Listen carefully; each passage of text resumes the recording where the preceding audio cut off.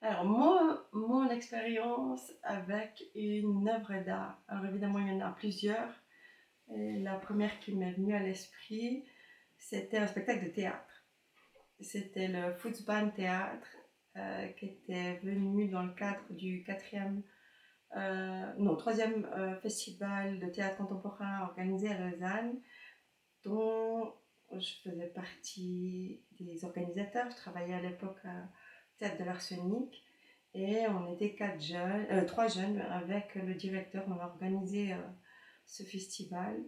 Et notre directeur, qui était Jacques Gardel, nous parlait souvent de ces ambiances de théâtre de l'époque qui étaient très plus permissives, plus libres, qui étaient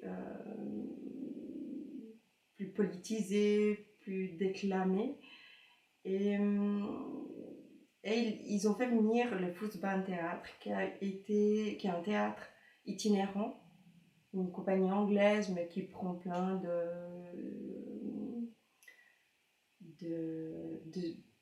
de gens qui ont envie de s'improviser comédiens, ou des gens du cirque, ça c'est pas mal en lien avec le cirque. Et ils font un spectacle, c'était Roméo et Juliette. Ils l'ont fait aux Pyramides à Lausanne, donc au bord du lac, en plein air. Ce soir-là, je ne savais pas à quoi m'attendre. J'avais volontairement pas trop lu. Moi, je m'occupais pas des dossiers, je m'occupais plus de l'accueil, des caisses, de l'organisation, plus pragmatique. Et, et c'était pour moi un moment magique. On était tous là à attendre, comme des enfants, vraiment, j'insiste. On ne savait pas où ça allait commencer. On était au milieu de ces pyramides. Et, euh, et le spectacle commence. Il commence à un endroit, vous êtes devant la scène, tout d'un coup ça se passe à l'autre, vous êtes tout derrière, et on bouge, on se fait bousculer.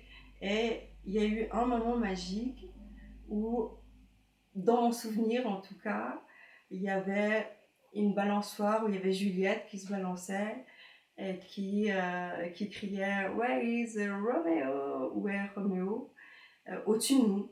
Je faisais une dizaine de mètres, quoi, mais on la voyait se balancer au-dessus du public.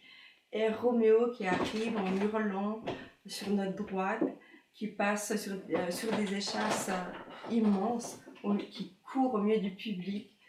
Et j'ai adoré ce moment qui est resté gravé dans ma mémoire parce que je me suis sentie comme une enfant, c'est-à-dire admirative, complètement bousculée au milieu des gens, devant, derrière, regarder en dessus de nous. Donc oui, il y a aussi un